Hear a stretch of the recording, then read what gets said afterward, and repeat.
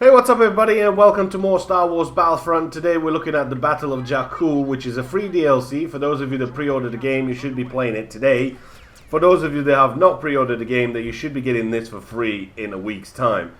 Now, this contains technically three maps if you count Fighter Squadron. But it contains two maps, which is this one, the Graveyard of Giants. One new game mode, which is, again, this one that you're seeing right here, which is Turning Point. And there is another smaller map that you get to play on some of the smaller game modes available in the game, like Blast, Droid Run, Drop Zone, Hero Hunt, Cargo, that sort of stuff. And that map is called Goazan Badlands or something like that. I think I might have said that wrong. So a couple of interesting things about this game mode. You start off, think of it as Rush in Battlefield, really, because it kind of makes more sense for you to think of it that way. And it's going to be easier for you to grasp what this mode is all about. You start off with three checkpoints, depending if you're defending or attacking. Since I'm attacking, I'm going to have to take one of them. You don't have to take all three, you can just take the one. Then you're going to be moving on to another set, which is going to be two. Then you're going to be moving on to the next set, which is going to be just a one final flag to capture, or zone, or MCOM, or whatever you want to call that.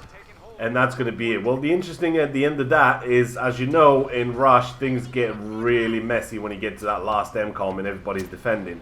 Now, since you don't really have 32 players here defending, you only have 20, still, with the grenade spam and all that sort of stuff going on, it's going to be pretty tricky for you to take that last checkpoint.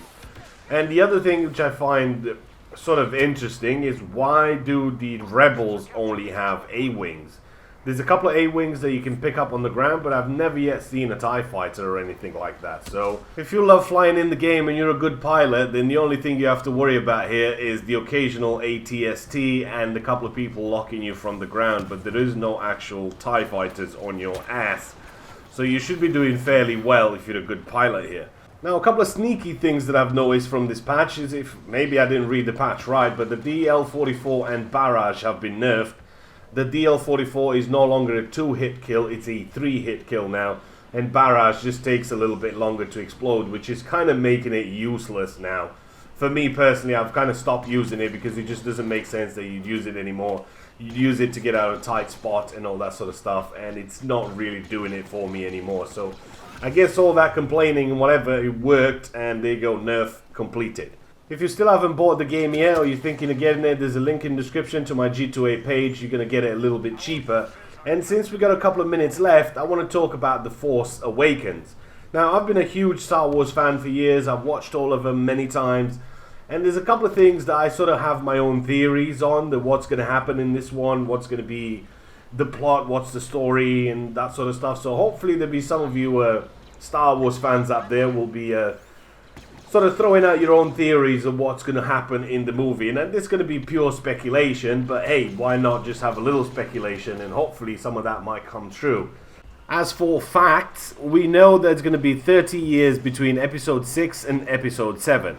And we also know that Luke Skywalker is the last of the remaining Jedis. Now, did he go in those 30 years throughout the galaxy and looked for apprentices? Well, not apprentices because he's not a Sith, but Padawans, should I say. Did he go around trying to rebuild the Order? Did Leia and Han Solo get married and maybe have a kid of their own, and then Luke will take him on as a Padawan learner?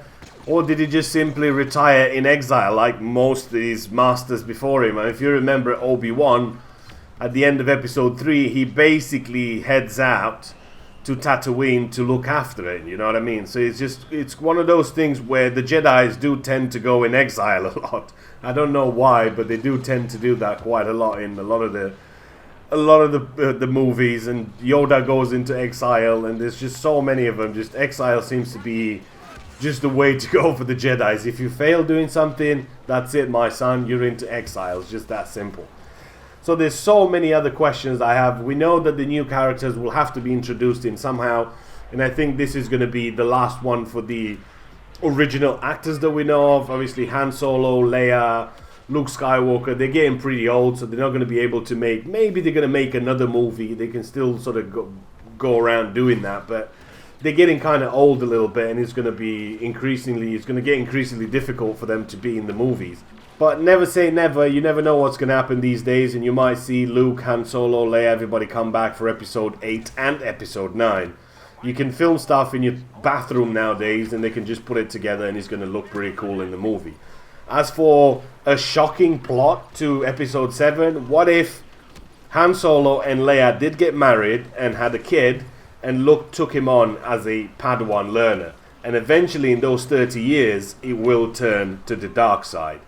What if that were to happen? You think that's going to be shocking enough for the audiences? Well, we'll just have to wait a couple of more weeks and then we'll just see the movie. Hopefully you guys have enjoyed the video. Go ahead and post a comment. Let me know some of your theories about what's going to happen in episode 7. If you enjoyed it, give it a thumbs up, post a comment, and I'll see you guys in the next one.